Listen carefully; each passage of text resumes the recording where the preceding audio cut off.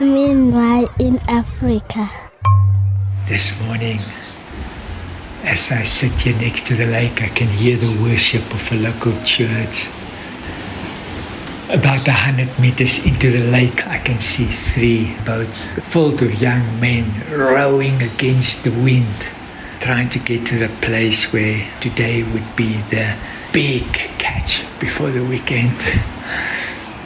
The sun is busy coming up over the lake, and there just seemed to be a bit more hope in the mornings. Yesterday, Eric and I went to Buhimba again, and we followed up with all the new children that we want to pull into the program.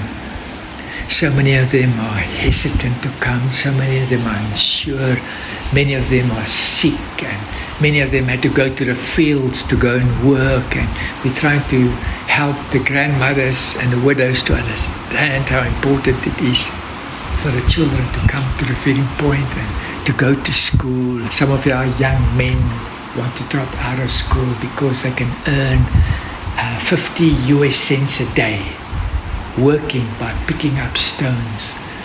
And we spent hours trying to convince them, help them to understand that there's a bigger picture in life.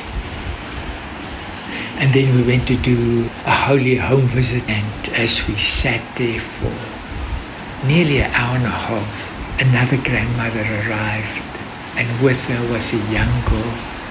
The moment we saw her, we knew that this young girl was in deep, deep trouble. The grandmother was covered in sores, and we could see she was drinking, and she was just at the end of her ropes. This young girl, 15 years old, went to the city of Goma to try and find money to get her grandmother to the clinic. And she herself came back from Goma city, sick, tired, and disillusioned. Yesterday, we followed her to her house. Oh, it was unbelievable. You can't even call it a house. We sat there with her, praying for her, listening to her story, and inviting her to the care point. She came to the care point, and we introduced her to all her new friends. And it was like she could not believe what happened. I could share with her the story of God sees. And I told her about Hagar that was in a desert, and God went find her in a desert. I said to her, today God came to find you. You know, by that time we left the care point yesterday afternoon, all the kids were gone.